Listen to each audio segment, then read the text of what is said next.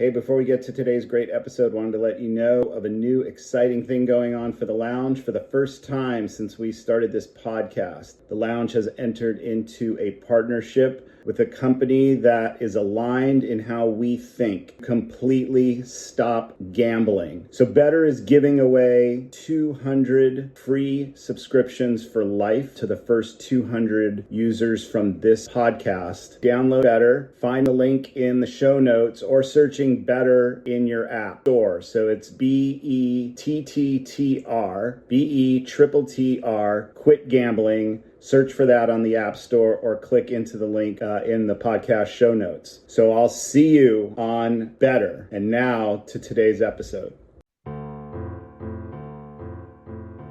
Welcome into the Gambling Recovery Lounge. My name is Eric, and I'm a compulsive gambler in recovery. My last bet was June 15th, 2021. It's good to be back in the lounge. This is experience number 16. We've been away for about a month, so it's good to get back at it. First, co-hosting with me today, again, I think this is the third time, my partner, Edgardo. So let me bring him in. Edgardo, how are we doing today? Hey there, I'm doing good. Good. Oh, you already sound more confident than the last two times. You feeling good? I'm trying. Okay, you're trying. That's good. Trying. All right. So today we're going to have an episode that we've never done before, and really super excited about that. You know, we've talked a lot about what is happening with the proliferation of gambling in our society, especially as it relates to the fastest growing population of our society of gambling addiction is young men in their teenage years through their early 20s. And that's primarily because of the proliferation of online gambling, as well as the legalization of sports gambling, which hits young men in their high school years, college years. And our guest today, in part, is a compulsive gambler who is going through recovery at the age of 21. And I'm going to bring him in first, and that is Kurt. So, Kurt, welcome into the lounge. How are you doing today, buddy? I'm great. Yeah, my name is Kurt. I'm a compulsive gambler, and my last bet was January 24th of 2024, and I'm super excited to be here today. Awesome. Thanks, Kurt, and congratulations on getting that year. And here's what makes today super unique. Kurt's parents are going to be joining us on the interview today. And I'm going to now bring them in, his mom, Kim, and his father, Mark. So Kim and Mark, welcome into the lounge. How are you both doing? Good. Thank you so much. I'm Kim. I'm Kurt's mom, grateful member of Gamanon as well. Yeah, we're really happy to be here to share this message. And I'm Mark, glad to be here, ready to talk about what we're going to hit. All right. Well, thank you all for being here. And so we're going to start where we always start with our guest, and that's kind of the fun icebreaker part where we talk about recovery songs and our journey of recovery related to why we identify with those songs. So Kurt, I'm going to start with you. What have you identified as your recovery song, and a little bit about why? So I picked one of my favorite songs of all time. It is actually Let It Go from Frozen by Idina Menzel. Frozen is my favorite movie of all time, and I feel like a lot of the lyrics in there go with recovery. Obviously, the first lyric, Let It Go, I'm letting go of the gambling addiction and starting a new life and starting a new chapter. So I'm trying to let go of that. And I picked out two more lyrics. One of them being, It's time to see what I can do to test the limits and break through. That is describing my recovery perfectly. And my other lyric is, I'm never going back. The past is in the past. So I never want to go back to my gambling addiction. The past is in the past. What I've done cannot be changed. And I'm just excited to see what happens in the future. And so that is my song. Love it. Thanks, Kurt. That's awesome. All right, Kim, let's go to you. Okay, mine. What's yours? Mine's not that good. That was really good, Kurt. So I sort of have a collection of songs. Let's say, first of all, disclosure, I don't really listen to music. I mostly listen to podcasts. So my music knowledge is kind of limited. But I chose the collection of songs from Saturday morning Shabbat from the Betttr Treatment Center because we're not Jewish, but Kurt was at Betttr in Los Angeles, which is a Jewish facility. And in the early days of his recovery, we were down there a lot because he was really struggling, as you can imagine. And we went down on many weekends. And as part of, the community, they have these Shabbat services on Friday and Saturday. And the Saturday morning one was my favorite. And there's a whole collection of songs there that first, thank God for the place that we are, right? Which I was really very happy with. Matavu, I don't speak Hebrew, so it's probably not going to come out that good. And then the next ones are Asher Yatzar, which is thankful for your body and how your body is working. And then my favorite, Kurt knows, is Elohai Nashama, just because I like the tune. That's thankful for your soul. And then the one that always would make me cry was the fourth one, which is the morning blessings. And they would sing in Hebrew the part basically like, blessed are you, God, for doing this, for doing this. And it says, for like clothing the naked and for, I don't know, letting people see, whatever. But the one that always hit me at the very last one that they would say, I'm gonna cry, give strength to the weary. And at that point, like we were real weary. So I really like that lyric, especially really hit me hard because we needed strength. So I was happy for that. That kind of became that collection of songs kind of became my recovery song because I would listen to the Shabbat on days that I wasn't there. I still do. It was also special because they live stream it. So in the early days when I couldn't FaceTime with Kurt because he had no phone, I could see him because he would sit in the front. Like he would tell me I'll sit right here and then I could watch the live stream. I could see him and I could see that he was okay. So that's my collection of recovery songs because amazing. I don't listen to music. That's so great. Yeah. And yeah, we're definitely going to get into part of that story for Kurt about his stay at that facility. And I know the great work they do there. So thank you for sharing that, Kim. All right, Mark, I know you're a little hesitant about the song, but let's go. Let's do it. They both blew me out of the water. So, but I pretty much listen to indie pop or indie folk. So my song would be from Carmina, I'll Walk You Home. And I'll just read the bridge. I like the whole song, but the bridge part, like, I think really speaks to this. It's about like being together. And it goes, need the band to play the song, someone's hand to keep you strong. It's harder when you're on your own. Success is not the same alone. Can't have the up without the down. Need the straight to have the round. I'll provide the harmony. Your song is best accompanied.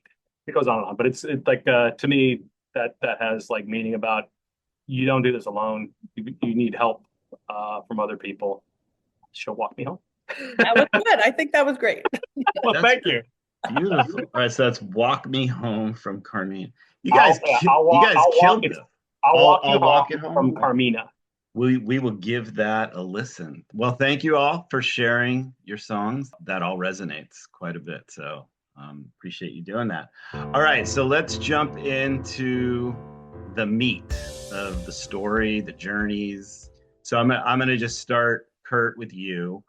The cool thing is being 21, we always talk in this with our guests about their like life journey. And so being 21, we may not have a ton of years to cover, but I know having had conversations with you and heard you speak in meetings and such, that there's a lot that went into those condensed amount of years of struggle. So let's talk first about Kurt's maybe upbringing a little bit. What was it like at the home? What was it like growing up relative to the house?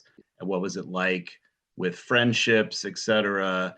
And then what was sort of leading up to that first place in your life where things started to become problematic and where you started to maybe turn to alternative ways to cope? Yeah, so I grew up with both of my parents and one brother, and I love all three of them dearly. My parents are both very loving, and they've always supported me through everything that I've done in my entire life, so I'm very grateful for them, and my brother has also supported me. They have been instrumental in my recovery as of lately, and they were instrumental in raising me on how to be a good man. I had a pretty good amount of friends when I was growing up. When I entered high school and college, though, I had basically no friends. But growing up in middle school and elementary school in the young years, I had a decent amount of friends because I played soccer as well, which kind of had my community there at the time. I remember my first bet was through video gaming, actually. So I played this game where gambling was allowed. There were third-party websites for this specific video game, and they allowed me to gamble. And I remember my first time betting. I remember it like it was yesterday. I was 11 years old, and there was this guy with this website in his name on the game. And I was like, what's this website? So I go check out this website, and of course, there's gambling on it. And I'm like, wow, this looks so interesting. And then I didn't have any money really, so I, maybe was stealing a little bit at this time or asking friends for money or something, or just coming up with the money because when you're gambling, you're going to come up with money. If you want it bad, you're going to come up with money. So I remember when it became a problem was probably around 11 or 12 years old. I had this friend, my best friend at the time in middle school, and my mom was actually tutoring him in the dining room. And we were gambling in the bedroom, my bedroom. We were both gambling together on our laptops. And my mom was tutoring him in the dining room, and he left his laptop in my bedroom. And his gambling stuff was open, and he had about $500 worth of gambling credit on his laptop. And I had $0. And I knew I was a gambling addict very early on. I was predisposed to gambling at a very young age, and I knew I was an addict almost right away when I started gambling. So of course, I took his money and I gambled. And I almost lost it all, but the worst thing that could have happened to me was a big win. And that's what I got. I hit a jackpot. I hit a big win and won a couple thousand. And of course, I gave him most of the money because it was his money, and he was distraught. He was like, how could you do this? I can't believe you've done this. You were behind my back. And we were best friends at the time. We did everything together. He's like, how could you do this? I wasn't even paying attention. Your mom was tutoring me, and you decided to gamble my money. Mm. And I gave him back a lot of money, and I kept some for myself. I didn't tell him about the ones I kept for myself. And then, like, within an hour, I lost the money that I had given myself. And then I was begging him for his money. I was like, that's my winnings. Those are my gambling credits. I deserve that money. I want it for you. You give it all back to me. And he's like, no, this is mine. You went behind my back, and this is mine now. And then we had a huge fight. We were still friends for a couple years after that, but we had a massive fight. And at age like 11 or 12, I knew I was a gambling addict right away. So let me ask you, you said you were predisposed. Can you elaborate a little bit on that perspective? Yeah, so I grew up around gambling a lot before I even, well, I probably made my first bet before age 11 on like bingo or a scratcher or something. Hmm. Hmm. Because like we'd go on a cruise ship and I'd play bingo and I was really invested. I wanted more cards. Like, give me all the cards. I want to buy all these bingo cards so I can win the grand prize, like a trip to Mexico or something. Or I get a scratcher. My grandma gives me a scratcher for my birthday or something when I'm like 8 or something like that. And then I would, use the scratcher and be super hooked on it. And then when the gambling site came around when I was 11 or 12 and I made my like real first bet, that's when it went downhill fast. But I was all around gambling. Like we always played cards together. We'd do this thing every summer where we'd have a family gathering and we'd always play these card games and like wager a little money. And we'd have like little chips that represented nickels and we'd like be gambling nickels or something. So Mm. I was very predisposed to gambling at a young age, maybe even earlier than 11 years old. Got it. So, Kim and Mark, let me bring you in at this point. So, this gambling activity that Kurt's talking about, is this stuff that you were involved in? Or was it just this typical? I mean, I know growing up in my own family, my parents played cards and they did the bingo, and all these things sound so familiar to me, just many, many years before Kurt's experience. But what was that like for you guys? So my family, like my family of origin, like big gamblers, right? My parents loved the casino. I used to go to the casino. We played cards for money since I was like could hold cards when I was younger. When I was younger, like we'd go visit my aunts and uncles in Pittsburgh. And then I remember like when the horse races, you could call in your credit card was like a big thing. And we'd sit around the TV and call in the bets on the horses. And gambling was just like like just doing any other thing in my family, right? And Mm-hmm. so, of course, for my children, they grew up the same way. Like we played cards for money, we played 31, we played, whatever for a couple Mm-hmm. nickels or candy or something. And I never thought anything of it. We had, my family's big, scratcher ticket givers. I get, like it wasn't a thing to be concerned about, really. Like it never occurred to me that like I would have talks with him about drinking, or he'd see us drinking on the cruise ship and we talk about responsible drinking, or Mm-hmm. whatever, like don't use drugs, or don't smoke or whatever. It never even occurred to me that gambling should have been something in that conversation. And we encouraged it, not encouraged it, but like we didn't discourage it. Mm-hmm. We took them to arcades, like the ones, you go and you put the tickets in and you win the tickets. Oh my God, like all the time, like all the time, and I was just like, now I look back and I'm like, oh my God, my little baby gambling addict brain, I'm just like feeding it, but we didn't know, and then when he started the video games, we knew he was playing a lot of video games, and like, which was kind of concerning, but I don't know, it probably should have been more concerning. But, he was buying these skins to, he's talking about to go to this bed. And he didn't really have other things that he wasn't into shoes, and he wasn't into like cool Mm-hmm. sweatshirts. He was just kind of like a normal kid. And that's what he spent his money on when he had it, which was not that often. And so I didn't really think much of it, and then like Yep. weird things would kind of happen, and it would be like, well, that was weird. But then we didn't have anything to, like, I didn't know. Yeah. No, it Mark, makes sense. Mark, any different perspective or more thoughts on that? No, it's the same. My family doesn't gamble like that, but it was all part of what we did as parents. And I remember we took them to Circus. They'd be in their arcade. We go play slots. I actually don't enjoy gambling at all. And I don't, and like Kurt and I've talked about this. Like it doesn't do anything for me. But like I know that's weird and rare, and most people get some sort of high off of it. So I didn't even it never registered to me that this would be something of an issue. Screen time and video gaming, I was a little concerned about that, but at the end of the day, I'm like, well, you can regulate that and figure out how to calm that down. I didn't understand. It took a while for me to really understand what was going on, and even when we first started to understand it, didn't really understand it. I thought, oh, okay, well, we can just do this, it'll go away. Yeah. So, yeah, but yeah, it's the same experience. We just didn't really know and understand what was going on. Yeah. No, I think that's fair. And it's funny as you guys talk about this. This was my story exactly. I think probably around the same age, 10, 11. That was my first real gambling experience with my parents and in their card games with their friends. And it was always this thing where I would watch them play week after week after week. They're playing pennies, nickels, dimes. They're just having a good time. But I was so drawn to it, and I just wanted to participate. And then they eventually let me participate. And that was my first entry too. So these things are really resonating for me. So no, thank you for sharing all that. Yeah, I have a question for Kurt. You mentioned the playing the video games and sports, specifically soccer. Do you think that competitive behavior or played a role in somehow in your gambling?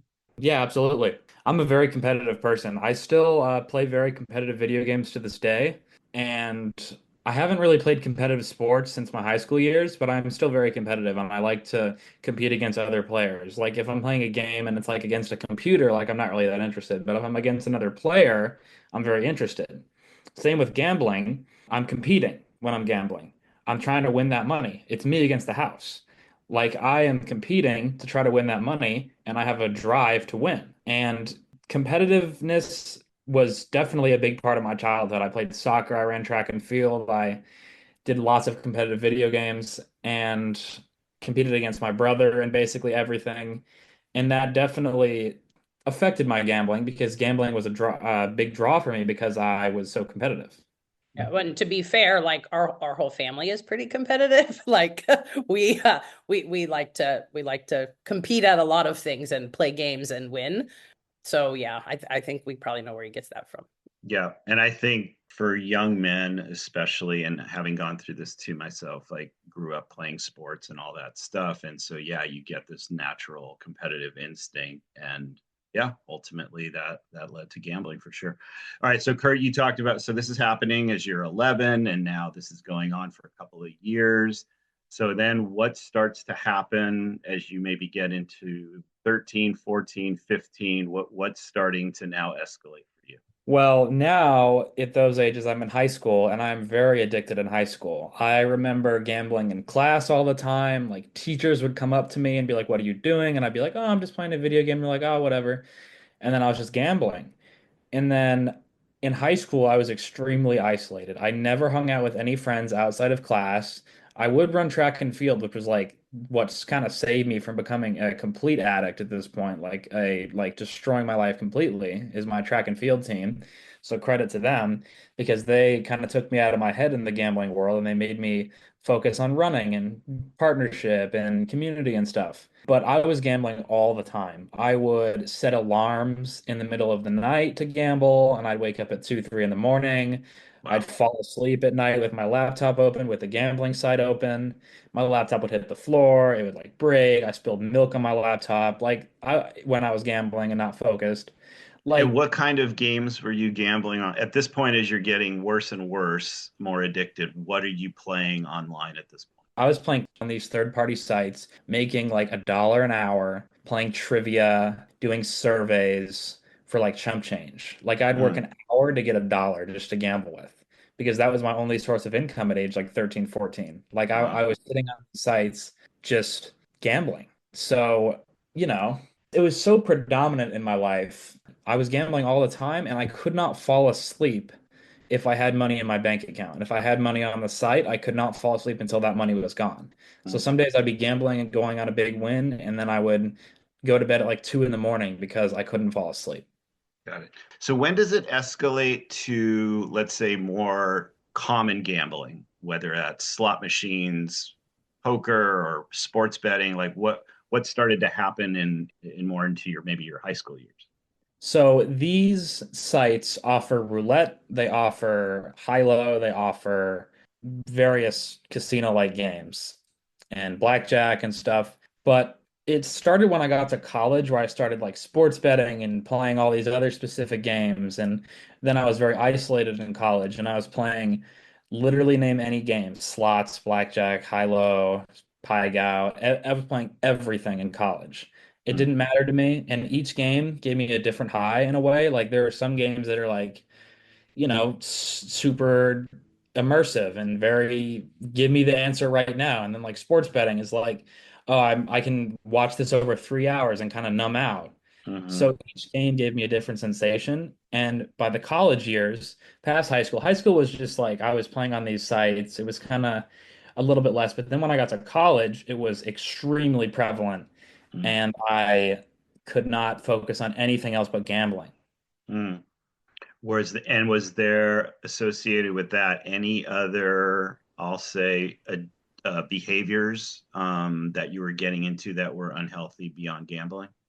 Yeah, so I'm also a marijuana addict. So I started smoking weed my second semester in college, and then I got a medical card, so it was legal for me to buy this weed, and it all went downhill. I was smoking half an ounce a day. It was a ridiculous amount of weed, and I was numbed out, couldn't feel a thing, didn't have any worries, wasn't a real human being, and just gambling and smoking weed all day. Thank you for that honesty, and I think we see it and hear it all the time in the recovery space. Cross addiction, very prevalent, and so it's often introduced with some kind of combination for the compulsive gambler, starting earlier with some kind of substance, whether that's alcohol, some kind of drugs, be it heavy drugs, weed, etc. So no, I want to make sure that we got a chance to talk about that part of it because it's all connected for sure, I think. So Kim and Mark, let me ask you, as he's talking about what was escalating for him through high school and now he's in college and now all the other kind of forms of gambling are happening in his life. Is this all hidden from you? Do you have any idea that this is all going on? Like what was happening there? It was at first, and it progressed. I think COVID had a big impact on it because when he was locked away, like we're in California, so we they didn't go back to school right away. I think that isolation really hurt and probably accelerated and progressed. I'm trying to remember if I had like a clue, and I don't really think I did.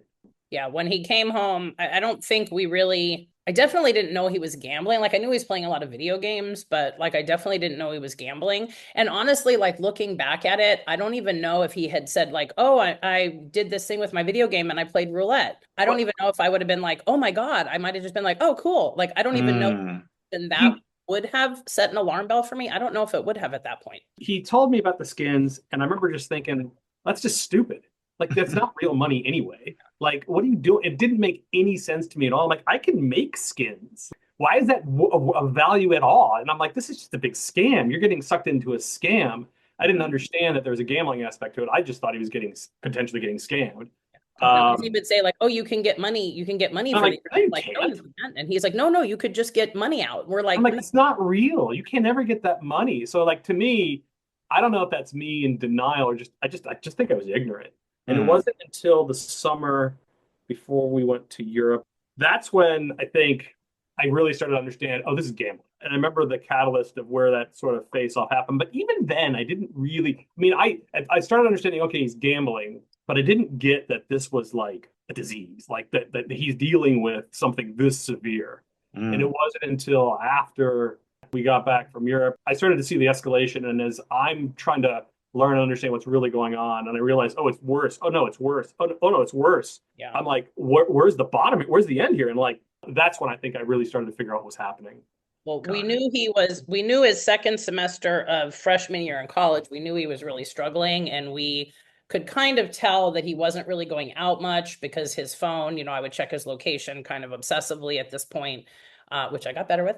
And he would be in his room, often. Mm. So we knew he wasn't really doing super well socially. He seemed okay when we would talk to him. His sleep schedule was kind of weird. And then he was basically nearly flunking out, so when he Mm. came home in that first summer, we're like, okay, this is not okay. Like if you don't you can go back in the fall, but if you don't pull the 3.0, like we're not paying for this.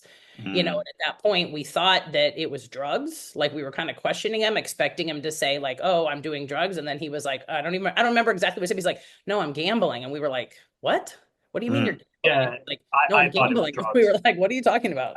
I didn't appreciate that he was trapped in his room, constantly isolating on gambling. I thought it was drugs. Wow. So, Kurt, from the money standpoint, you just had your own flow of money where you were able to do this, and your parents didn't really know the extent of what was going on? Or can you walk us through that a little bit? I was not stealing at this point. I was doing surveys and kind of the same thing I was doing in high school. I was actually gambling with other people online, like that I'd never met in person before. And we would kind of bounce money back and forth. Like I'd turn $5 into 200 and then we'd like bounce it back and forth. And I'd gamble some of his money and he would gamble some of my money and we'd like bet on sports together. And that would just be like the entire day. I never went to class. I didn't have any friends. I was smoking a ton of weed and gambling all day. And when I tell you I had a landfill bedroom, I was in a single bedroom at this point. I had garbage from DoorDash that my parents were paying for, not me, up to my knees. Like Mm. Chipotle and Domino's and everything and red cups up to my knees, and I couldn't even walk around my room without stepping in garbage. Wow. And I shared this at a meeting once. This happened in college. I found, and I'm pretty sure a lot of gambling addicts can relate to this, like not going to the bathroom when you're gambling because you can't even leave your seat.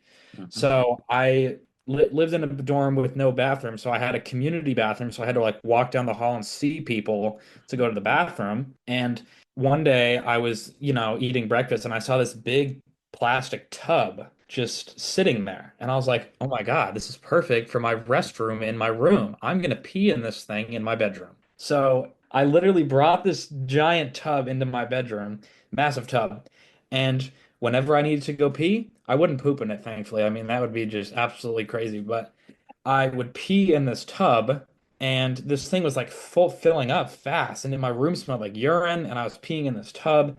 and I didn't even want to walk down the hall to look at another person's face. That's how isolated I wanted to be. I didn't even want to say a hello. I didn't want to see anyone. I didn't want to go to the restroom, so I just peed in the tub. And then by the end of the semester, I had to clean it up. So at 4 in the morning or something, because my sleep schedule was horrible, I took this giant tub of pee and dumped it out into the sink in the bathroom, and just animalistic behavior, just absolutely destroyed.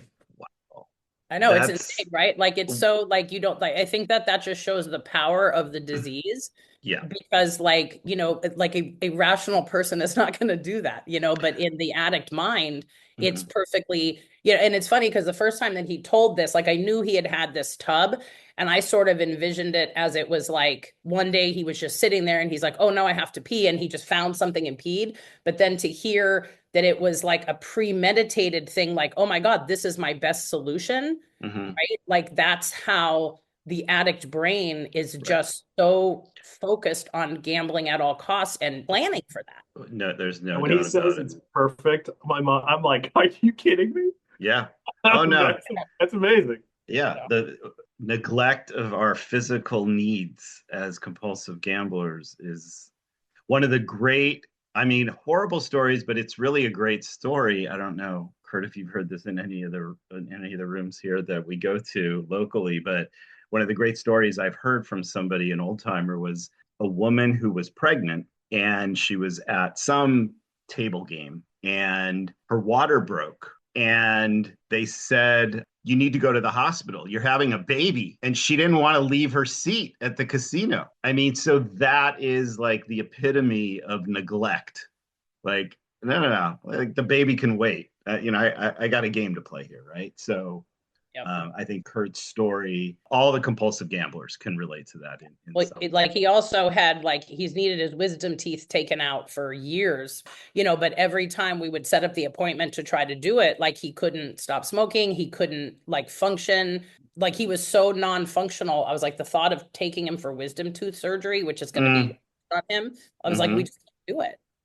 And it's just like those kinds of thing I think in the gamblers that just get neglected and then, obviously can turn bad. Yeah. Edgardo, you got a question?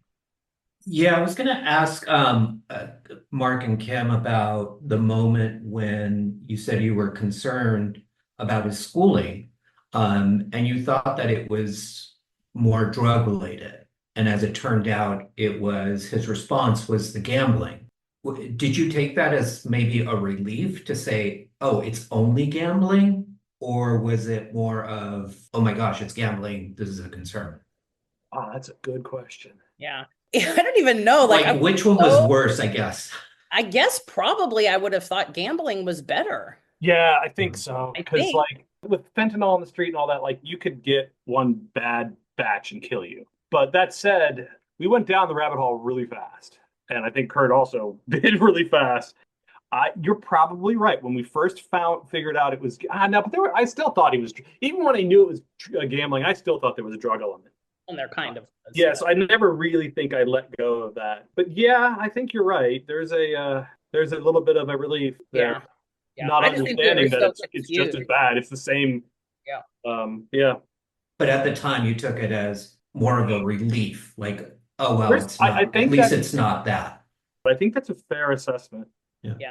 Well, and I think what Edgardo's getting to there and how you're responding, this is one of the cruxes of the whole issue from a society perspective, I think, is that gambling still today is seen as a very normalized activity socially. We see what is happening relative to advertising. It is pushed in the media as it relates to sports gambling for sure. So gambling is just kind of seen as almost like this cool thing to do in society. And if you're not doing it, you're not cool enough. And when you say the words drugs and alcohol, that elicits a whole nother response. There is an acceptance or an inacceptance of that very differently than gambling. So what your reactions were are to me totally in line with what everybody else would react to in the same way. Thank God it's not drugs or alcohol. It's just gambling. Yeah. I think that makes total sense. And I think the little point on what you just said was so I teach high school and I was able to give a presentation about problem gambling and gambling addiction to our ninth graders. And I had a little thing where I had them say, like, why are teenagers gambling? And I thought, like I thought of the reasons that I thought of, but across the board, their number one response was peer pressure. There you go. And I don't know why I didn't see that coming, but I didn't, but it was surprising to me that, like you said, like, it's cool now, everyone's doing it, I should be doing it. If I'm not doing it, like, there's something wrong with me, as opposed to like, oh, if I'm not drinking, like that's acceptable, or I'm not, doing cocaine or smoking weed, like that's acceptable, but it's almost unacceptable for the young people to not be gambling. Yeah, it's considered cool. It's got this masculinity to it. It's a hidden epidemic right now that I think is exploding, and the impact on society, I don't think we even have a clue what the impact is going to be in about 15, 20 years. It's quite scary. It is, and I would say probably not that long. And it's why it's so critical to be doing this today, and why people like Kurt are so critical in the big picture, be it in our GA rooms or everywhere in society, to have young men in particular, again, which is the fastest growing part of our segment of population that's getting drawn into gambling because of mobile and sports betting. It's so important to have these messages out there to try to raise awareness, but also, I think, as importantly, destigmatize the shame associated with having a gambling problem, because if you say in society, well, this person is in rehab for drugs or alcohol, everybody's going, clapping, going, congratulations for getting help. But you say that same thing about somebody who's going through a gambling addiction, most people are going to be like, what? Like that's a real thing. Just stop betting. Well, why would you just throw your money away? And so you're absolutely right, Mark. We are in the midst, from my perspective, of a public health crisis that is on fast forward and spiraling very quickly. With that, we're going to break there. And then when we come back on the other side, we're going to get to the part of the story where Kurt is leading to sort of that, we'll call it rock bottom for him, and then what ultimately gets him to start his recovery journey. So we're going to take a break there, and then we'll be right back in the Gambling Recovery Lounge. All right, welcome back into the Gambling Recovery Lounge. Super interesting conversation, Kurt and Kim and Mark. So let's get now, Kurt, to the part where gambling is now completely consumed you in college. You've articulated that really well. So now what happens at that point that starts to lead to the bottom of the barrel? So by the time I was at my second college, it got really bad. At this point, I already been through a 30-day rehab, and that didn't really work. I went for 30 days. I put in a lot of effort, and I learned a lot, but I relapsed 10 days later and was back to gambling. And my relapses have been on small amounts of money. I remember relapsing on 26 cents after rehab and $7 the time before that. So relapses for me have been small, like really small amounts, but then they will lead to like high stakes blackjack within a couple of days. Like if I bet 26 cents, then I'm doing $50 hands like 2 days later. So I was in college and I was going to GA meetings online. I actually just went to one before this in the same group that I was going to in 2023. Great group. But this was when it got the worst for me. This is when I started stealing.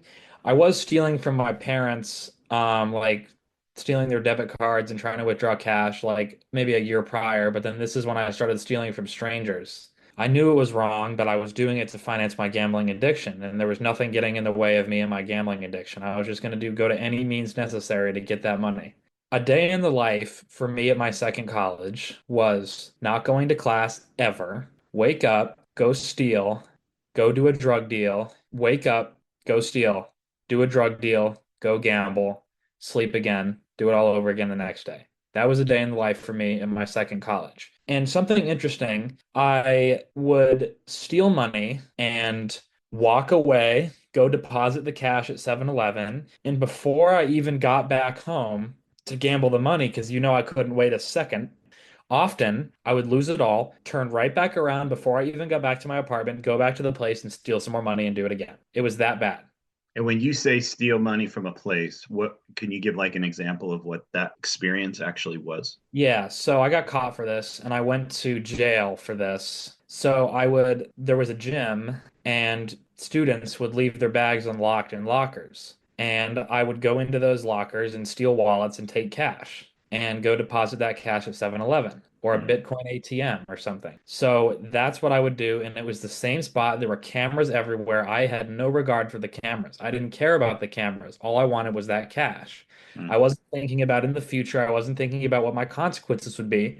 All I was thinking about was what I needed right then and there in the moment, and I needed that cash right then and there. And I was numbed out on all kinds of drugs at this point. So I knew it was wrong deep down, but when I was doing it, I thought it was fun. I was like, I'm just going to do this. It's going to be fun, blah, blah, blah, blah, blah. I didn't enjoy doing it, but it was like a little bit exciting for me to do it. It was stealing is a high in itself for me. Like I have an mm, addiction stealing. And if I go back to drugs, gambling, alcohol, any of those things, I will start stealing again to finance my addiction, to have secret money. I have turned my finances over to my parents, so they monitor every cent that I spend, which is very helpful for a gambler because mhm. having next pair of eyes on that, so I couldn't just withdraw $200 and go gamble, and they'd be like, "What happened to that $200?" Right. So every cent I spend is monitored, and I'm very good about spending my money. I did just drop $200 on a dinner last night for my friend's 2 year sober birthday. Nice. So that was a little bit of a splurge. But other than that, I've been very good about spending my money. So the day in Can the you, life of a can college kid. I want to ask you real quick though, since you touched on it. You said you went to jail. Yeah. How old were you? I was 20 when I went to jail. And can you talk a little bit about what that was like? Yeah, I was there for only like a week or less, and they put me in booking, and I was frightened. There were big guys there, big, strong, tough, tatted up guys Mm, with a lot to say. People were like strafing around and walking around the place, and I was just sitting there cuddled in my bed, horrified. Absolute fear is running my life at this point in jail. Big, scary guys who've committed who knows what crime, and I'm in there for some theft. I called my mom a few nights in jail, and she kind of helped me get through the nights. I remember my parents saying, "We would have just left you alone in jail if you weren't trying to get help before you went to jail." I had already called Betttr and spoken to my counselor about getting help because I knew when I was stealing, I needed help. I couldn't do it alone. I couldn't stop on my own. There was nothing getting in my way of stopping. Not a word from my parents, not a word from my sponsor. Nothing was going to stop me from gambling and hmm stealing. hmm So I needed external help. I need to go to inpatient treatment. mm. So that's what I did. I started the process of that and then went to jail. So my parents helped me through to getting out of jail. And Kim and Mark, when you find out Kurt's landed in jail, can you talk a little bit about, from a parent's perspective, how that felt? Well, so when he went through his first recovery, we thought he was going to be better, and we really did. We were really just starting to understand the nature of the disease. He told us before he got caught that what he was doing, and we were horrified. But like we had also learned, there's nothing we can do about it. There was an incident that happened. He had moved money into a gambling account. At this point, I was still whack-a-mole. I thought I could control everything. Still Mm, thought I could control the situation. I was monitoring all the money. I saw money move out of his account. I was like, I saw, and I checked one of the sites I know he was on. I saw, oh, there it is. There's the money. So I called him up, and he was on his way to class. And I said, I see you've moved money into a gambling account. Don't touch it. I will move it out. mm, And he said, no, it's already gone. I said, no, it's not. I see it. Don't mm. touch it. I'll get it out of there. Just give me a minute. I need to figure out how to get it out of there. No, no, no, it's gone. And he gambled it right in front of me. Wow. And that broke me. Mm, So at that point in time, I had finally realized I can't control it. That is the seminal moment where I had come to grips with the big you can't control it step. And so when he told us what he was doing, I was like, he's gonna get caught. There's no way he's not gonna get caught. But then he reached out to us and told us, I'm in trouble. I want help. And he started trying to get treatment. And he was actively looking, and he was calling Betttr and a couple other places. And because he did that, I told him, and Kim and I talked about it. That is the only reason that we were going to help him out. Because if he wasn't looking for treatment on his own, it wouldn't have mattered what we did. He was still in the thick of it. And mm, until he was ready for recovery, I've told him this dozens of times. I will not feed that disease, but I will always be there for your recovery. So mm. if he's in the thick of it, I can't help him and I know it. So yeah, how did I feel? It felt horrible, but also in a way, it's helping us recover. Well, I have a slightly different take on it. So we got a little bit ahead. He mentioned he went to a treatment center the prior year. So he had come out of college after that first summer when we found out, and then he went back, and then long unrelated story, but something kind of traumatic happened to him there, and then he came home, and he was home and kind of traumatized from that, but not gambling for quite a few months, probably 7 or 8 months, huh, Kurt? And then started again. This was in like March, April, May 2023. And he had started, gambling. That's when he was stealing from us. He had mentioned, and we would money would go missing. We had to change our credit card, oh my God, an ungodly amount of times. And he kept getting it. And then we realized we can't do this. This is not okay. And he had a gambling therapist at the time who was great. And, she had talked to him, and he was kind of, sort of maybe occasionally going to meetings, but not really. And as he says, I was abstinent, but not in recovery, which he can probably talk about later.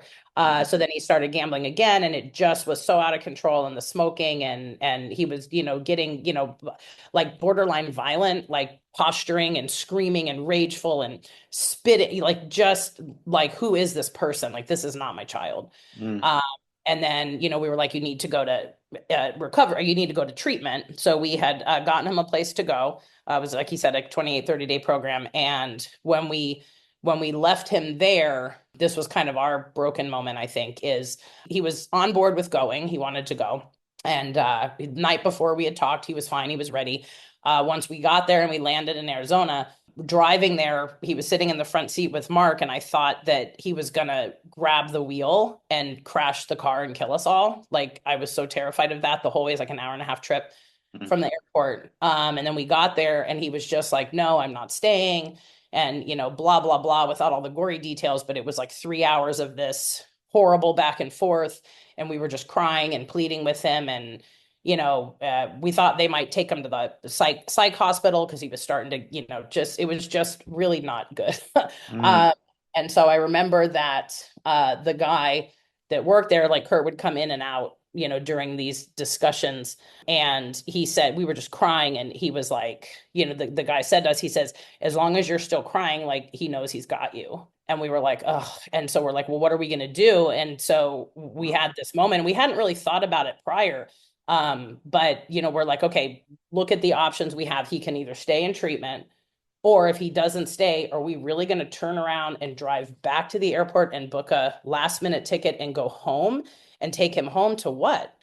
That was not working, And so given that just A or B decision is what it was, we were like, he has to stay. And if he doesn't stay, we can't take him home. So he came back in, and we told him, you can stay, or we're not taking you home. So you can stay, or you can live in the streets of Arizona. And he was like, you wouldn't just leave me here. Say, we will leave you here. And we were going to. We absolutely 100% were going to, because we knew we had to do that for him, because we weren't helping him by bringing him back home and allowing it to continue. That wasn't helping him. And it was the hardest thing that I've ever had to do. And I've never seen my husband cry like that ever. Hopefully never again. It was so awful, but we were going to leave him there because we had to. It would have been the worst thing I would have ever had to do, but it had to happen, and then we told him, that, and then, finally, and he's like, I'll just stay for 7 days. We're like, no, you have to stay. There's not another choice. And then he finally said, okay, I'll stay. And then, I wasn't crying or anything, because I was just good. And then as soon as he said, okay, fine, I'll stay. And I said, great, let's go get your stuff out of the car. Turned around, walked out. Just, as soon as I away from him, just lost it. And then he cried and fell on the floor, and it was this whole big scene. But it turned out to be the right thing. And again, as he said, he relapsed after that, but that was the first step in it. So it's not that it didn't work, but it was just the next step. Right. So then that had happened. And then he went back to the college where he's talking about. Right. And then when he called, back to your jail question. So then when he called after he had been arrested, I was happy. I was actually happy. He called from jail, and I was happy, because in my mind, he was either going to get arrested or someone was going to kill him. Or someone was going to beat him to be brain dead. That was the two things that I thought were going to happen. And so jail was the better of those two options, And when he Mm. called me, he said, "It sucks here." And I'm like, "Yeah, you like jail? Okay, then you better make it. No, I'm going to. I don't want this. I don't want this. Like, this is what you have. This is what you have. And if you don't want this, make a different decision." And then he was like, "I am, and I'm going to." And so I'm glad, like Mark said, that he had reached out for treatment first, Mhm. because given our prior experience, if that had been the first we had heard that he was gambling again, because we didn't even really know he was gambling again, but he kind of stopped asking for money. We thought probably it wasn't quite right, but we didn't really know exactly what. But if that was the first we had heard of it, we would have left him there because we had to. We couldn't have gone to get him. Wow. But since he was reaching out and actually making appointments for treatment centers, then we helped him out, and he's paying that back. He has some expenses from this adventure, but he's diligently paying it back, right, Kurt? Yeah. He's doing great with that. Um, I want to ask something, but I'm going to ask it later about what you were just talking about. But so Kurt, now talk about, so you do some research, and how did you end up calling Beit Teshuva for assistance? So I heard of Beit Teshuva before. Like it was an option for me to go to Beit Teshuva before I went to the treatment center in Arizona. So I knew of them and I knew they had a gambling program. So I reached out to my counselor now and he picked up and we had a lengthy conversation. And I said, I am desperate for help. I am a thief. I'm a cheat. I'm a liar. I need help. I need to get well. This is not working for me anymore. I hate jail. This can no longer continue. And I basically was in pure desperation mode. And then he said, okay, we'll see what we can do. We'll get you in a few months. Because lots of people want to go to Beit Teshuva, especially the gambling program. There's only like 10 slots. Mm-hmm. So there's a wait time. So at this point, I was still gambling. After jail, I was still gambling, still smoking weed up until near my birthday or early January of 2024. I got a call from my counselor, and he was like, "You will have a bed at Beit Teshuva ready on January 24th of 2024." Wow. And I said, "Okay, I'm in. I'm with it. Let's do it." And I told my mom this information and dad, and they were both extremely happy that I was going to go get help under my own terms. And this time I didn't fight. This time I knew I needed it. I didn't scream at them. I didn't fight them or anything or threaten to harm myself or them or whatever. Like this time I just accepted it. I was like, I need this help. I'll stay for whatever, 30 days is what I committed to, or 90 days is what I committed to start, but it ended up being 10 months. So I knew I needed this. And then when I arrived to Beit Teshuva, I was a wreck. I didn't want to go. I threw up 3 times on the sidewalk as I was entering the building. Mm. I was just as scared the second time going into treatment as I was the first time, but I had a different response. I didn't fight this time because I had hit my rock bottom. I went to jail. I was stealing. I was lying to my family. I had nothing left. I had no friends, and I knew I needed this help. So that's when I accepted that I was going to go to Beit Teshuva. Wow. So you mentioned that you were still gambling from when you got out of jail to when you went into Beit Teshuva. Is that correct? Yes. So when was your last bet prior to going into Beit Teshuva? My last bet was the day before I went at 11 p.m. at night. I gambled on January 23rd of 2024. So my sobriety date is the 24th. That's my last. So you gambled even after calling this counselor to say Yeah. you wanted to go in. I couldn't stop. There's nothing I couldn't Wow. stop without help. Wow. Kicking and screaming. All right, so you have this great experience at Beit Teshuva for 10 months. So if you now get towards the end of that, and at the I'm same, sorry, can we maybe back up just a little before we jump that? Yep. I'd like maybe if Kurt, if it's okay, if you could talk about your experience at Beit Teshuva and what you learned there and what experiences did you have there?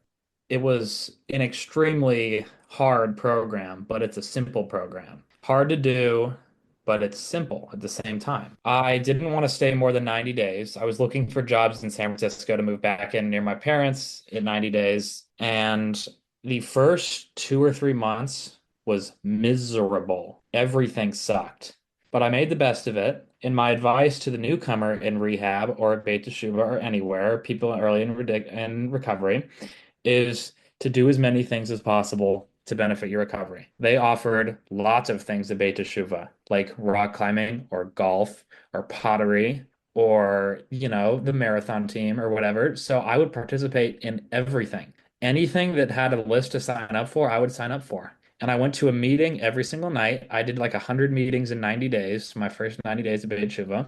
And every time they'd call on the loudspeaker, we have a meeting rolling out, come sign up. I would immediately go to the office and sign up for that meeting. If it was AA, NA, GA, whatever, I like GA the most, but any of those anonymous programs, I would go to that meeting because every time I go to a meeting, I learn something new.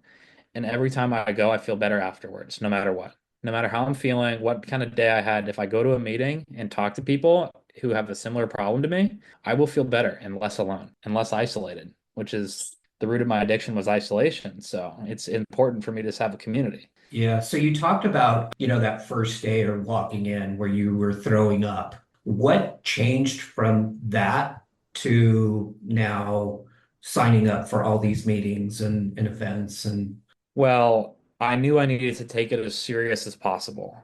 Yes, I was nervous and scared and horrified and didn't want to be there, but I also knew my life was at risk. I knew it's a life or death program, and I know that I might not survive this thing. Something might happen to me in this addiction that I can't recover and I can't change. So I need to make the change now, regardless of how young I am in my 20s. It doesn't matter my age. I just have to lock in and do the work, regardless of what that took. And I learned from others. I didn't know how to do all this, like go to meetings and stuff. Others taught me how to do this. You can't do it alone. I was taught how to go to meetings and how to share at meetings and how to take my chips and how to do various things around the house and do my house job and meet friends. I was taught all of these things when I was at Beit Teshuva in my early days. I didn't know how to do any of that when I got there. It was all taught. And being open to hearing advice and being open to new experiences was tremendous for me in my first 90 days because that's what helped me stay afloat. And then as time progressed at Beit Shuva, it got easier. And I kind of dropped off in my recovery a little bit, to be honest. Like I was so focused my first 90, but then after that, the focus became less about doing things all the time to more like, I'm going to start my life now. But recovery has to take the number one slot in your life because anything you put in front of your recovery, you're going to lose. So recovery has to be your number one priority in life, always. And then I got a job and I started working like a lot of hours in the summer. I teach kids, so that was very rewarding, giving back to the students, but still had to stay vigilant on the recovery regardless of what happened. so during this time, Kim and Mark, what's going on with you as you're seeing Kurt evolve? So in the beginning, when he got there, and this is what I tell other parents or people whose child or whatever goes into treatment, I was like, they're going to call and complain and want to leave pretty much consistently for quite a while, and you just have to like tune it out and not listen to it, right? Unless you think for some reason they're actually in some kind of danger. But Beit Shuva, absolutely not, right? And this is bad, I don't want to come, it's too many people, it's this or that, it's this, And I said, okay, let me look, I'm not taking you out, but I'll look at other places if you want to look, but we had already looked and I already know you're in the best place. And so we just kind of had to ride that out. And he couldn't leave, right, except to go to meetings. So he wasn't allowed to leave the house for at least 30 or 60 days till they're allowed to go out, in small doses. And we went down there a lot. Like we were really tired for the first couple months. We'd drive down, fly down, because, we're in San Francisco and this was in LA. And it slowly, I'm going to say 30 days. I'm going to say, and then he's like, okay, I'm going to leave after 30 days. And our message was like, go ahead. Like, you're welcome to leave. Well, where am I going to go? I don't know. This is not my problem. This is a you problem. And he's like, well, then I'm just going to be homeless in LA. I'm like, okay, go ahead. If you want to choose that, go ahead. But we are not supporting that because we need you. In our mind, the only thing we can support is you will stay as long as they say you need to stay. And even he was talking about he had wanted to come after 3 months back, up here to the Bay Area. And well, I'm going to come back after, 90 days and I want to come back home. Well, you can't come home. Well, why not? Because you cannot live here. And he's like, well, I'll try to get a job and support myself, and live in the Bay Area. I said, go ahead if you'd like, but we're not supporting it because we knew that his community now is there. His recovery people are there. His meetings are there. The Beit Shuva is there. Like everything for him, at least for, the foreseeable future is there, right? So he needs to stay there. And so we were not willing to give any assistance, if it wasn't that. And then, he got super responsive. And it still honestly like shocks me. It honestly still shocks me is that he's an adult. Like, I mean, like he's an adult now. There's so many things he couldn't do that were like basic things. And now I know it's because he was fully in the addiction and couldn't do anything else. But now, like, he had to, make a doctor's appointment once he got out or something. And I said, well, don't forget, like, you need it. And he's like, well, no, I already made the appointment. It's on, whatever day. And I was like, oh, what? He's like, well, no, I already called and did it. And I was like, oh my God. So it's just been really fabulous to watch him, grow through this and to get a job and be super responsible with his money and just really doing very responsible things. And I could not be more proud. Yeah, in the early days when he was first started at Betttr, it was relief. He was somewhere safe.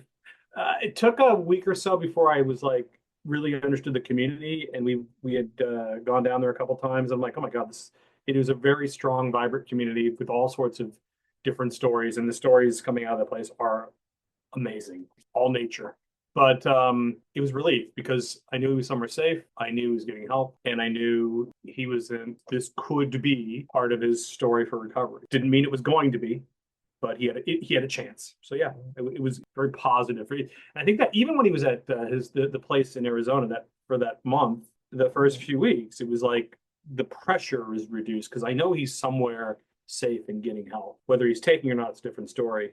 But he's learning tools, and at Betttr, I definitely took advantage of the opportunity he was given. Yeah, I mean, this timeline's kind of interesting because I think I first met Kurt probably around his 90 days, and it was at a meeting in Culver City on a Tuesday night. And I remember that share still where you were in Betttr, but there was that uncertainty. Like, and I think you're talking about it now, like you were like, okay, the first 90 days, there's heavy stuff going on here. And now I want to kind of reset and just go into my life. And that is, I still remember that. And to hear you now 9 or so months later, and, a few months ago when you did that, 15, 20-minute speaker share in Santa Monica, that was like mind blowing to me because it showed the amount of progress that you had made in your first year, which is just a transformation.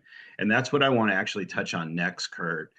So how does the outside Betttr GA community start to morph together for you, where you have a sponsor who I know is a very long time member of the program and has been, I'm sure, an incredible resource for you? How did all that actually happen, and how did you embrace it?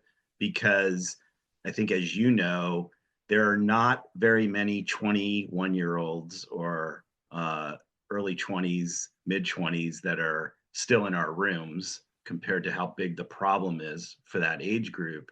And I think there's a lot of people your age who are a little bit frightened or scared of GA because of unrelatability to a more, we'll say, older members, at least compared to your age.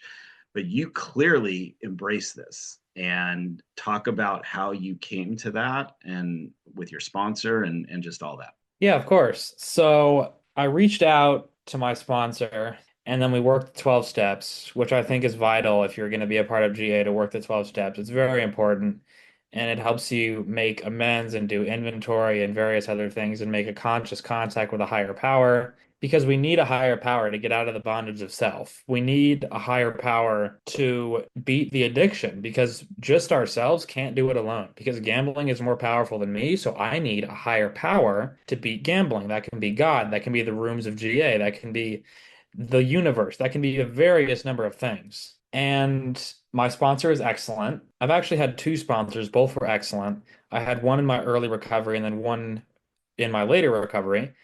Both excellent. Both took me through a lot of the steps. Amazing relationship with both of them. One just drove me home the other day from a meeting. And the GA is an amazing place. And when I first got to GA on my first day, I remember I got to Betttr on a Wednesday, and I went to a meeting that same night at GA. And I cried and cried and cried. I lost my family. I lost all the money in my account. Everything is ruined. My life is over. I went to jail. I cried and cried and cried. And I got a ton of phone numbers from people just looking to help. That's when I knew it was a spot for me. That's when I knew it was going to be my community, when everyone was wrapping their arms around me. And GA is wonderful. And in the beginning, I looked for differences. How is my story different from this guy with 17 years? This guy only gambled at brick and mortar casinos. He only bet on horse racing. He doesn't know about the sports betting industry and doesn't know about the online blackjack industry. But we all have the same disease. Everyone with a gambling disorder has something in common with another person with a gambling disorder. We all have the same disease. So then, over time, I learned to look at the similarities with the people in the program and learn from the old timers. I love talking to old timers, people with like 20 years clean or 30 years clean, because they have so much wisdom with the program. If they've been coming for that many years, they know everything to do with the program, and they can teach me a hell of a lot about my disease. And I can learn every single time I go to the meeting or speak with an old timer or even a newcomer. Newcomers also teach me when they come in and they say their life is destroyed. It brings me back to when my life was like that, and they can teach me as well. So the entire program works phenomenally. And I have started going to fellowship as of late, which has been a big part in my program after Beit Shuva, because my community at Beit Shuva has lessened. I go to Friday night services like once a month to go back to that community, but that's only for like an hour and a half on Friday night. So Hmm. new kind of big community is GA. And Beit Shuva taught me how to build a community outside of Beit Shuva. They taught me how to build my community in GA. People before me taught me how to do that. And now I can teach the newcomer how to build a community in GA. And I go to fellowship. Like just the other night, we went out to a crab dinner. I mean, it was a wonderful night. Good conversation about gambling, good conversation about various other topics. And that's connection. Connection is the opposite of addiction. So that is what I've been striving to do is do fellowship and meet with my sponsor regularly and call fellows in between meetings and just the bread and butter of the program. I'm smiling and I'm thinking about our listeners, and I know there's some number of people out there thinking this guy's a plant. He's not 21. There is no way a 21-year-old with a little over a year is talking about Gamblers Anonymous in this kind of light because it's just pretty rarefied air because there's a lot of doubters and even people that are newer, whether they're younger or older. I mean, I didn't hit GA till I was 49 and I had my own doubts. And so these words of wisdom and perspective that you have gained so quickly and adopted and embrace and spread the message, you're a diamond in the rough. And that is why it is so critical for you to be sharing that story as broadly as you possibly can. It's really incredible. But let me ask you this, Kurt. So I know everything can't be perfect. Is there something in your recovery program now that you know is a struggle for you that you want to evolve more on and work more specifically on, whether it's a particular kind of step or part of your characteristics, defects, et cetera? Is there anything there that kind of has your eye right now? The thing I've been working on in my GA program as of late is calling fellows when times are good because I'm pretty good when I'm struggling or having a craving or at the liquor store and wanting to buy a scratch ticket at calling a fellow and being like, hey, I'm in trouble. I need some advice right now. I'm good at that. But something I need to work on is talking to fellows and other people from Beit Shuva when times are good. I don't reach out enough. I rarely call when times are good. When times are bad, I can reach out. But when times are good, like, hey, let's me and this guy go grab a coffee or me and this guy go out to dinner. I don't reach out. Like Mm. I like get called on, like, hey, do you want to go do fellowship? And I always say yes to fellowship, but I don't plan that. I don't reach out to that. So if I were to like reach out when times are good and be like, hey, do you want to go grab a coffee and talk whatever and talk whatever we want to talk about, then that is what I need to improve on in my program. Because calling when times are good is just as important as calling when times are bad to develop those relationships. So you can lean on those people when times are actually bad. I love that. Yep. I just had this conversation with another younger member in their 20s who's in that place of life where things are good, feels complacent, not doing as much because it doesn't feel as desperate. So it doesn't come as naturally to want to dive into recovery. And so you having that awareness and wanting to acknowledge that you want to strive towards that. So I'll be waiting for the call or text to go get coffee with you in like the next week. I'm There's your down. challenge. Okay, good. Kim and Mark, so I had said earlier I wanted to put a peg in something and then ask that it seems like that decision you made at his first go around in Arizona in that recovery space of we're going as hard as it is, we're gonna have to make that tough choice. And the question I have is because I think we see this with a lot of parents, even today. Edgardo and I, we weekly go to a combined GA Gam-Anon meeting where it's both programs together on the same meeting. And there's been a lot of influx recently of parents coming in whose children may or may not even be in recovery, but they're there trying to learn and figure out what the hell is going on. But they really struggle with that concept of enablement. And how do I stop saying yes to every manipulative attempt at something? How did you guys get to that place mentally where you said, no, I don't care how hard this is, the answer is going to be no? How did you get there? Yeah, I think that you're right about the influx of parents, and I think we're probably talking about a lot of the same kind of group because we're on the same kind of community. But we actually just started like a little parent gathering, just for all of the parents, just to kind of talk about parent issues, which are a little different than Gam-Anon issues, but same but different. And it's funny because on Saturday we all met and we literally just had this conversation with like you know that if you have your kid in your house and you're paying their rent and you're giving them food and they're not in school and they're not working or they're working and gambling away all their money or whatever, like we all know that like this is not acceptable and okay and gonna move anything forward, right? But then like the answer is like, well, just don't do any of those things, just stop enabling them. But it's that, how do you get there? Like it's this awful thing because like if it's a spouse or a partner that's gambling, like they're probably later in life, they probably have like their own family to go to, they probably have had a job, they may have a place to live already. But when you're talking about kids that haven't really launched, if you don't do that for them, they're literally homeless, right? So it's a very tricky situation. We haven't cracked it yet. We worked really hard on Saturday, but we haven't cracked it yet. How do we do that? And for us, the only way at the time I could see to do it is for him to go to inpatient treatment. And luckily, the first time we were able to afford to pay it, and then he was fortunate enough to get into Betttr, which again, as Kurt said, there's just not that many spaces, and it's not super easy just to show up and go there. But for us, I think at that time that we made that decision, like he needed to go, like he was going down so fast. I remember like this was right around our younger son was graduating from high school. And I'm like, okay, well, we can't like miss his high school graduation for this. So we're going to have to put it off like a week. And Kurt was like, no, I think I'd rather go in the middle of June. And at first Mark was like, yeah, I think it's okay. Like, and I'm like, we can't wait. Like like he needs to go today. Right. Because he was going down so fast. And like 2 days later, he had slipped so far. And we are like, yeah, no, you got to go right now. Like, but he had somewhere to go. Right. And then when he was failing out of college the second time, when he was getting into a lot of trouble, we're like, okay, well, we're not paying for this anymore. Like you can stay the fall because everything's kind of paid for, but we can't support this lifestyle anymore. Right. So you need to make another plan. And luckily he was like, I need to go to treatment. And he started putting that plan into action. But during this in-between time when he had come home after the problems at college, and before he got the call from Betttr that he was accepted, like that was probably one of my lowest times because I was terrified that he wasn't going to get in. And then I was like, then what?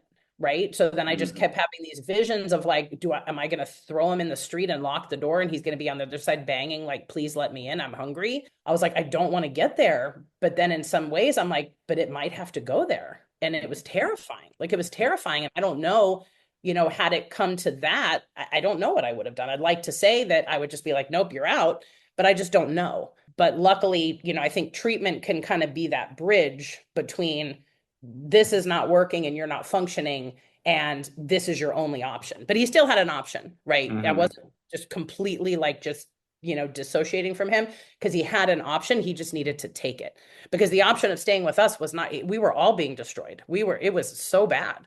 Like we couldn't live like that. So there was no other option. He couldn't come here. Yeah. For me, I think that's the key is up into the point when he went to his first center, recovery center, it basically destroyed me. I was playing whack-a-mole, trying to catch everything he was doing. And it got to the point where it shut me down and I couldn't even really get out of bed. I was like, it broke me. that's when my life became unmanageable. And I was like, this is not going to work. We have to do something. And it pushed it to the point where I'm like, he's got to go to treatment and he can't live here with us anymore because it's not going to end well for anyone. And then I think when he was in treatment, the piece that helped fortify that and helped us know we made the right decision, or at least I feel like we made the right decision, was that we were talking with one of his counselors, or like actually was a parent counselor as part of the program, and she would tell us different, like she'd ask us questions, well, how's that working? And basically, I remember one of the people working there was like, we were talking about jail, and she's like, well, is that the worst thing? And I'm like, well, no, suicide's the worst thing. And ultimately they helped us understand and have that detachment and to really realize what the difference between supporting the disease and supporting the recovery meant. So early days, it broke us, and it was either that or I don't know, and it had to be, and it was the hardest decision of our lives. The other thing I want to touch on this real quick. The other thing I tell other parents is we have an advantage if you're married and you're together in that there's two of you and you can rely on each other and hold each other up when the other one is weak. But it's important to make the decision together. And even if we were slightly off, we would talk about it and come to a mutual decision. And I think that really helped us stay strong. Yeah. And like regarding that, like what do you do when you get to the point where you have to, stop enabling your kid, whatever that exactly means at the moment, right? But like I describe it to people that aren't in the, problem gambling parent community, like other people, I'm like, talking to these other parents and what we went through too, it's this horrible, horrible thing of you have to stand back and get out of the way and let your kid have whatever consequences come from their actions, probably to the point of collapse. And then at some point, they're going to say, I can't live like this anymore. And then you hope they choose recovery and not suicide. And it's real. And it's really, really real. And that's the horrible, because some people are like, oh, I'm afraid my kids are going to kill themselves. But like for us, it's 1 in 5.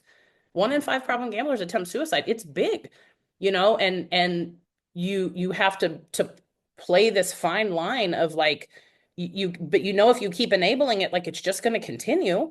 Yeah. But you have to allow it to get to the point of something horrible and hope it's not the most horrible. And it's really, really, really awful. So, like my big thing is, like we're all in this place, but like my own kind of personal passion that I haven't quite figured out yet is like, how do we keep kids from getting in this place in the first place? Yeah. Like, is there a way to stop it before it gets to that? I don't know the answer. I hope that there is, but I don't know if there is. And it's kind of, it's sad. But it's what we deal with, and it's just the reality of it, and you have to just kind of face it. And I try to, when I talk to other parents, I have to be, okay, here's your try to put it in 2 choices. If I don't do this, then what?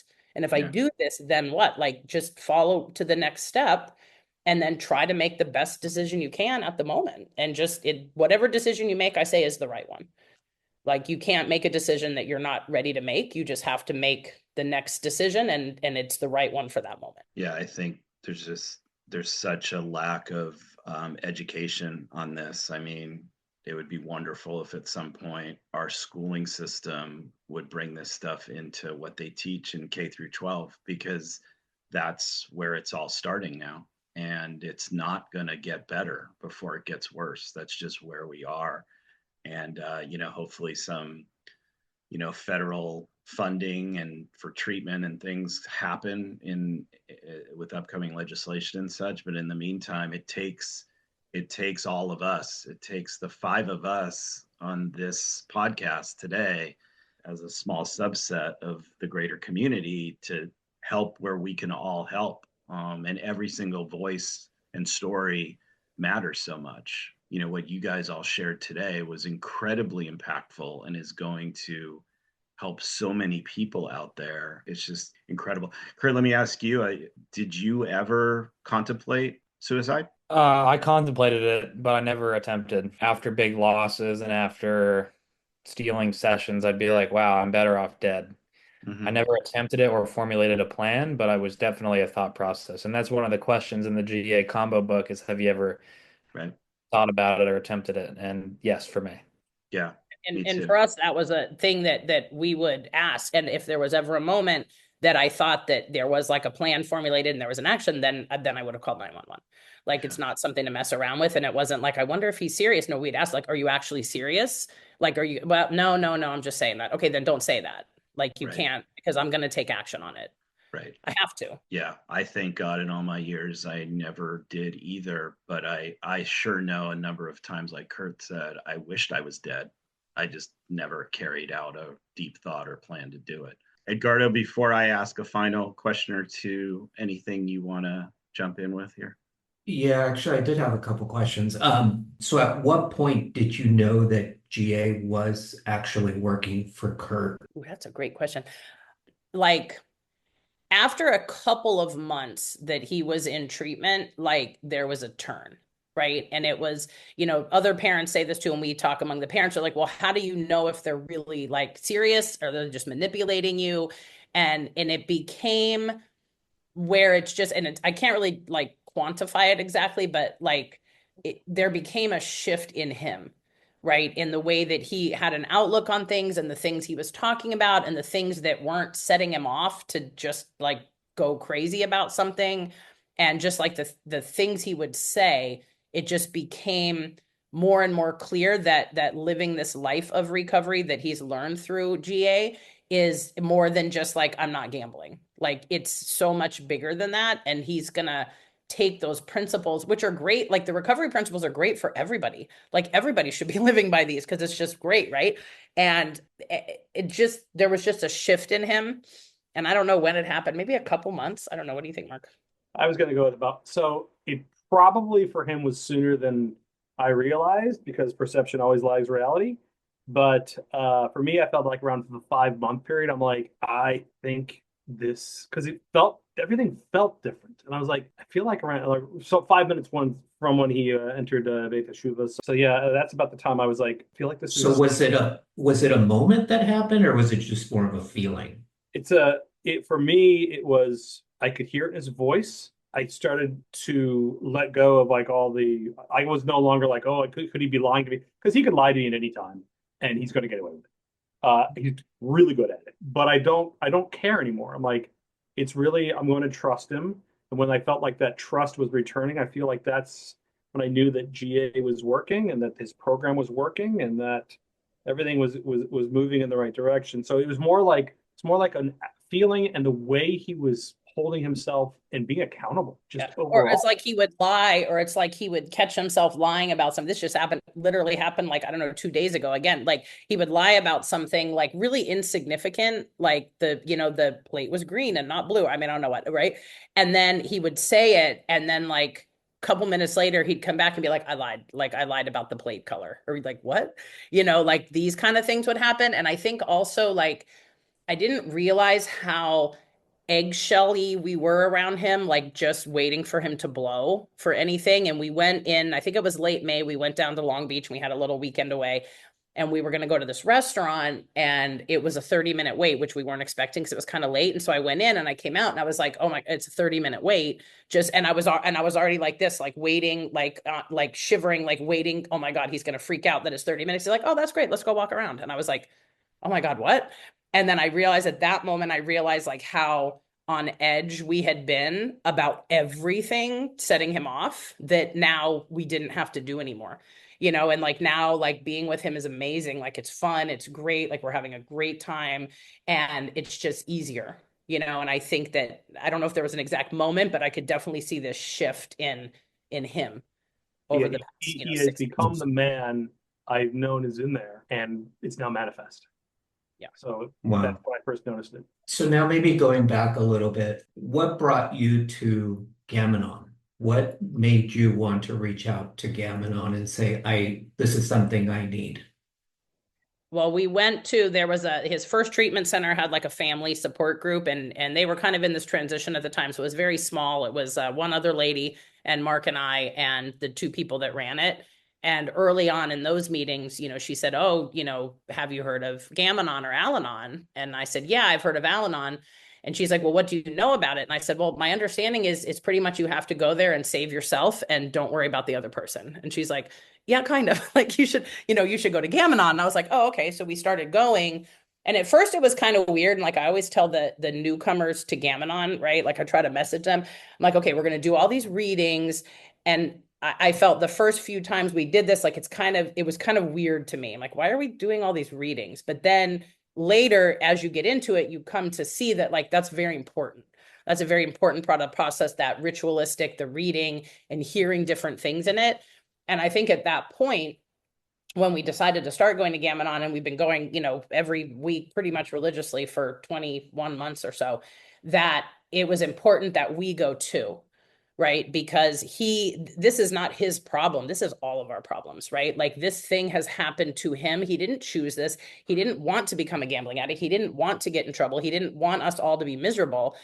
It just happened, and it happened to our family, and we were all responsible for digging us out of it. And instead of us being against him, we're all the same team against the disease, right? So the more that we could do to get ourselves in a healthier place, the more it's going to help him. When we know what's going on, we're educated. And I started like, it's been 3 years of me just like ingesting an insane amount of information about problem gambling. Like literally every waking moment of my life, I still am doing that because I just need to know, because I need to help him and I need knowledge. So do you feel like Gam-Anon has helped you to get back to a normal way of thinking and living? Normal, yeah, normal, yes, Yeah. absolutely. 100%. Yes. It helps teach you. And I think that the lady at our family group, the people that ran that kind of started that process for us. But it's like, you have to learn how to detach yourself from the craziness, because if you're also embroiled in the craziness, then nobody's like the adult in the room trying to like move things forward, right? Because the addict clearly can't do that at that moment. So you have to do that. Right. And then as they start to come out of it, you're also coming out of it. And then you can support each other on the journey. And I think it's super important. And it's really nice to talk to people that get it, because like, especially with parents, like if other parents, say like, like, why are you not just buy your kid a bike? Like he shouldn't have to walk 5 miles to work every day. Like get the kid a bike. You're like, no, I can't buy him a bike, and other things that, normal so-called quote unquote normal parents would think are insane, the things that you're going through. And then the gambling parents are like, yeah, I feel that, so it's nice to have those people that understand what you're going through, because it's so insane. It's just so insane. If there's one important piece of advice that you can give to the parent who's going through this with their child, what is that one thing? Well, this is a hard question. I would say go to a meeting. Just like for the gamblers, like, you don't know what to do, just go to a meeting. You don't know if you want to stop gambling, you don't, just go to a meeting, right? Same thing, get to a Gam-Anon meeting. You have to get yourself in a place where people understand what you're going through. And whether you decide to do XYZ with your kid, or cut him off, or don't, or enable him, or whatever, like however that plays out, I think my number one advice for the parents is you have to go to a meeting and you have to learn what you're up against, because until you understand like the full scope of the problem, you can't attack it. I think I agree with that. What was coming to my mind immediately was, oh, gosh, so many things. But like, if I'm going to pick one, it's about you need the community of help, and that's really important because you can't do you're in hell and you don't know how to get out of it, and you need people who have been there. Kurt mentioned it before. It's not about the differences, it's about the similarities. And the stories you hear there's some differences, but there's also so many similarities. And I think it's really important to know you're not crazy and to have people who can understand and talk to, because you need that. Yeah, absolutely. I'm going to end with a final question for Kurt, but before I do that, I do want to again just thank you, Kim and Mark, for being here and doing this and being so open. Because there's so many parents out there in your exact same situation right now who are not thriving in the way that you guys are. And whether their child is or isn't thriving, they struggle for themselves to find help. And I think this messaging today is an extraordinary example of what happens when you take part in finding the solution as opposed to ignoring it. Yeah. And being afraid of it. because fear dominates, I think, a lot of us in very different ways from both sides of it. And it's very easy to just tuck your head and run and hide. And you guys have just been this extraordinary example, I think, that so many people can hopefully relate to and have hope for as they're going through a similar journey. So thank you both again, and just know that I'm so grateful to be here in LA with Kurt, and I need to do a little bit better of these reach outs to him, because I don't we don't connect as much in the same meetings, but you have my word that I'm gonna do a little bit better, and he already committed to me he's gonna ask me to go to coffee. Oh, it is earlier. nice. So we're gonna do that. Great for us to like. I'm so grateful for I'm grateful for his roommate. That's been so awesome for him, and I'm grateful for the community down there. I'm grateful for Betttr, like all these people that have had a part in his journey. And I know down there are people that are watching for him, and I really appreciate that. And I hope that other parents and young people that are gambling, but I hope other parents, just like you said, like it's just the fear of it, and it's just going to get worse. Like you might as well just rip off the Band-Aid and just figure out what you're dealing with, because it's just going to get worse if it doesn't get handled. And it's terrifying and it's kind of horrible. But then once you make peace with it, once I kind of made peace with it, first we thought oh, we're just going to get him fixed and everything's going to be great. But then we've made peace with it. There is no getting fixed. This is every day forever for him and for us, and once you kind of come to that, there's a really nice peace with that. And I people say oh, I'm grateful this happened. And I don't know if I'll say I'm grateful that this happened because he's really suffered a lot, but my life now is so much richer, and so many people I've met and so many amazing stories I've had. My life is so much richer now having this community and this knowledge. And I am very grateful for that. For sure. And I'll just add, for Kim and I, we're connected because we both now do work for the California Council on Problem Gambling in the area of raising awareness and education. And so this whole connectivity of how it just happens, because we're all getting involved and we're trying to help other people as well as help ourselves. So I'm grateful to be in that with you, Kim. So Kurt, final question for you, buddy. For the newcomer, that you still see in the rooms coming in all the time, who is at step one, day one, has no idea how they can possibly stop gambling. They can't see their lives without gambling. Maybe they're around your age, or maybe they're a little older or a little younger. Give us, as we kind of close this, what is Kurt's words of wisdom to best help that individual who's really struggling at the beginning? Two things. One is to listen to advice. Listen to the people who've done it before you. It's possible. When you go into a meeting and hear someone with 20 years, it's possible. It's out there. So you have to listen to people with time and who have already done it before you, and take advice from the people who have walked the path already. My biggest thing though, when you've made it into the meeting, of course going to a meeting is the biggest thing, but once you've made it to the meetings, being of service is the number one thing for me in my program. That means sponsoring people. That means speaking at meetings. That means making phone calls. That means picking up chairs after the meeting. I am at the best in my recovery when I am being of service. That is when I am at peak recovery, is when I am giving back to another compulsive gambler, or anyone. When I am helping out another compulsive gambler, that is when I am the best in my recovery. So do as many commitments as you can, talk to as many people as you can, be of service as much as you can, because that is the secret sauce of the program, is being of service. That's how a lot of people stay abstinent for many, many, many years. That's all. I can't add anything better than that. So sometimes you just got to shut up and let that be the last word. So Kurt, Kim, Mark, thank you guys all so much for doing this. It's going to help so many people. For anybody that has a comment or question about this episode that you want to relay through to Kurt or Kim or Mark, please email me at the show, Eric, ERIC, at thegamblingrecoverylounge.com. That, as always, will be in the show notes if you didn't catch that verbally. And I'll make sure to forward the messaging and or question on, because I know we're going to get a lot of feedback from this. So thank you all once again. This has been an extraordinary experience for me and Edgardo, and I hope for all of you as well. And thank you all for listening. And we'll be back shortly again with another episode in the Gambling Recovery Lounge. Have a great evening. Thank you.